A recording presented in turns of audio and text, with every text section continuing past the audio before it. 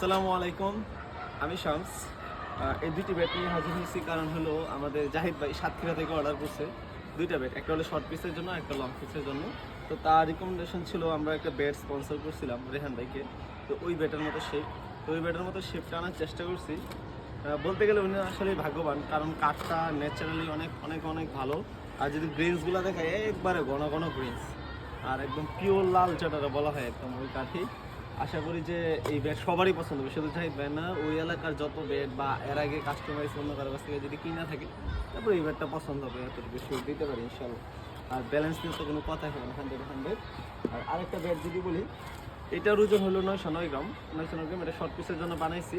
তো এটা এখন কাঁচা কাঠ আছে, তো কয়েকদিন রোদ পাইলেই মোটামুটি শুকায় যাবে। শুকায় গেলে তখন দেখা যাবে যে আপনার 880-90 এরকম হয়ে যাবে। 880-90 হলে তখন আরও কমফোর্ট ফিল হবে, এটা অনেক হালকা লাগে। তো এই হালকা ব্যাটটা তো হালকা ব্যাট দিয়ে আমি নিজেও খেলি না, আমি নর্মালি যে ব্যাট দেখলে এগুলো হলো 960 থেকে 80-র মধ্যে যেগুলো থাকে ওইগুলো আমি খেলি।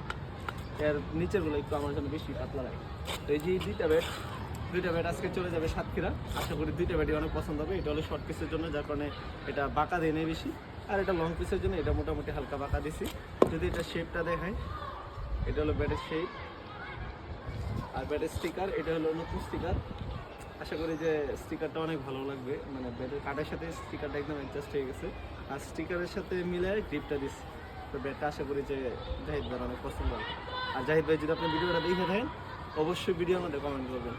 আর আপনি খেলার পরে অবশ্যই ভিডিওর মধ্যে কমেন্ট করে জানিয়ে দিবেন যে ভাইয়া ব্যাটটা আসলে কীরকম হয়েছে। আসসালামু আলাইকুম।